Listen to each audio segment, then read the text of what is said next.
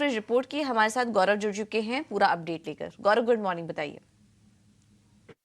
जी हाँ, तो सबसे पहले आज शुरुआत करते हैं कमिंस इंडिया के साथ, क्योंकि एचएसबीसी ने यहाँ पे एक रेटिंग अपग्रेड तो किया ही है और इसी के साथ साथ टारगेट प्राइस भी अपग्रेड किया है। 3300 रुपीज़ पे अभी ये टारगेट प्राइस रखा है।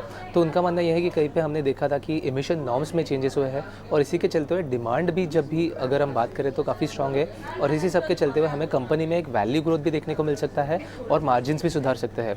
उसके अलावा अगर हम एक्सपोर्ट्स की भी बात करें तो एक्सपोर्ट्स की जो डिमांड जो नीचे गिर रही थी वो कहीं पे बॉटम आउट हो रही है और इसी सब के चलते हुए हमें अच्छा वैल्यूएशन और ग्रोथ देखने को मिल सकता है इस कंपनी में और इसीलिए एक बुलिश व्यू हमें देखने को मिल रहा है।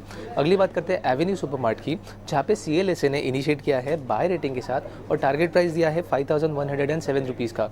तो उनका मानना यह है कि कहीं पे प्राइवेट लेबल्स में काफ़ी ज़्यादा ग्रोथ देखने को मिल रहा है और यही जो ग्रोथ है वो नेक्स्ट ड्राइवर बन सकता है मार्केट शेयर गेन के लिए, डीमार्ट के लिए।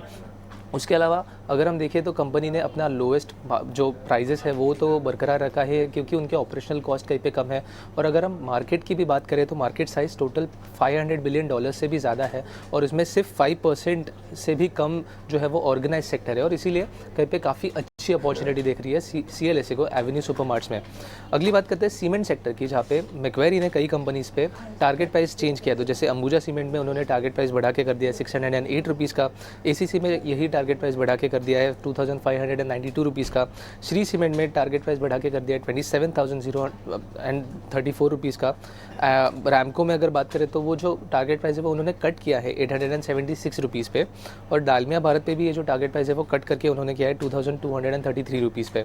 तो उनका मानना यह है कि कहीं पे ग्रोथ जो है वो कहीं पे लैग कर रही है। ग्रोथ मतलब काफ़ी अच्छी तो दिखी है बट जो कैटलिस्ट है ग्रोथ के लिए वो कहीं पे लैग कर रहे हैं। आगे जाके नियर टर्म्स में कहीं पे अपसाइड कैटलिस्ट जो है वो कहीं पे मिसिंग दिख रहे हैं। उसके अलावा अगर हम ग्रोथ की बात करें तो स्ट्रक्चरली काफ़ी अच्छी ग्रोथ देखने को मिल रही है इंफ्रा में, हाउसिंग में और प्राइवेट केपेक्स में। बट फिलहाल के पूरे इन्वायरमेंट को अगर देखें तो उनका मानना ये है कि कहीं पे हमें डिमांड मॉडरेशन देखने को मिल सकता है फिलहाल के इलेक्शंस के टाइम में और इसीलिए ये जो चेंज है टारगेट प्राइस में वो किया है मैक्वेरी ने सीमेंट कंपनीज़ पे।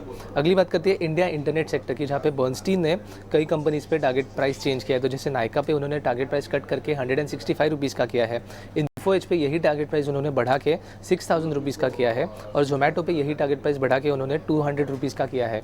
तो उनका मानना यह है कि कहीं पे इंटरनेट कंपनीज़ में काफ़ी ग्रोथ सेक्टर में अभी भी काफ़ी एक स्टेज मतलब एकदम स्टार्टिंग के स्टेज में है ये सब कंपनीज़। उसके अलावा मार्केट अपॉर्चुनिटीज़ काफ़ी अच्छी है कंपनीज़ के लिए, काफ़ी स्ट्रॉन्ग है कंपनीज़ के लिए। आगे जाके पेनिट्रेशन की भी अगर बात करें तो काफ़ी कम है, सिर्फ 10% पेनिट्रेशन है फिलहाल के लिए इंडिया इंटरनेट कंपनीज़ का और उसके वजह से काफ़ी हेडरूम है आगे ग्रोथ के लिए और आगे जाके क्यूएसआर सेगमेंट में कहीं पे हमें ग्रोथ अच्छा देखने को मिल सकता है और इसीलिए उनका एक जोमेटो पे काफ़ी बुलिश व्यू बिल्ड होते हुए देखने को मिल रहा है और इसी के चलते हुए उन्होंने इन कंपनीज़ पे भी अपना टारगेट प्राइस चेंज किया है। तो आगे जाके हम भी इन्हीं सब कंपनीज़ पे हमारी नज़र बनाए रखेंगे और देखते हैं कि कैसे ये कंपनीज़ शेयर होल्डर्स के लिए भी आगे जाके रिटर्न्स जनरेट करती है। ठीक है, तो ये हैं आज के ब्रोकरेज रिपोर्ट। ज़्यादातर मिड कैप स्टॉक्स पर आज व्यूज़ निकल कर आ रहे हैं, तो इस पर आप नज़र रखिए।